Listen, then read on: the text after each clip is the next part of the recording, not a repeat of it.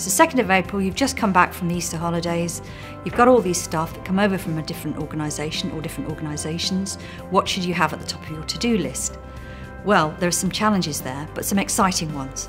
So first of all, you need to check what you've got, who has come over. Because under TUPE, you will have inherited all the rights and obligations and liabilities under these contracts of employment. So you need to know what are in these contracts. Have policies and procedures come over with the staff, for example? If so, and they're contractual, you will be bound by those until such time as you move away from them. But if you don't have policies and procedures in place, like grievance procedures, for example, or sickness absence procedures, you need to think about whether you need to put those in place at an early stage. You will have inherited a lot of staff, and some of them may be quite expensive. You'll be looking at your overhead and thinking, is this sustainable going forward for this organisation?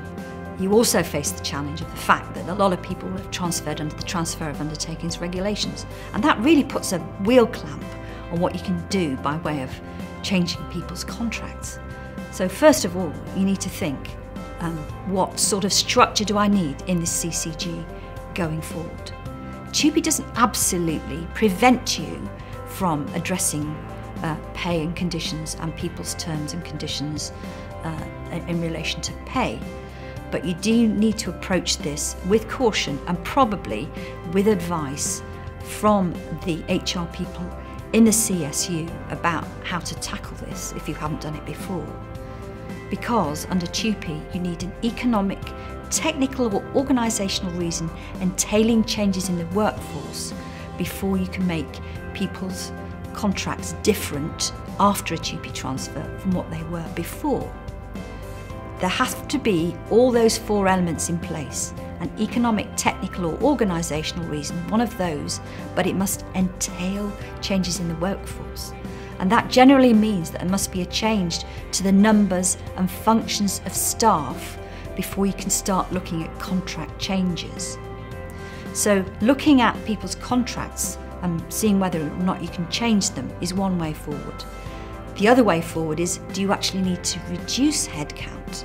Is redundancy something you're going to have to contemplate? First of all, I would suggest that you need to establish what your potential exposure is if you do decide to go down the redundancy route, because people who've come over under TUPE may have very generous redundancy entitlements. But secondly, if you do need to go down that route, you're looking at changing the numbers and functions of staff. So you will need to put into the pool your existing workforce and the transferred staff and consult with them about the new structure going forward.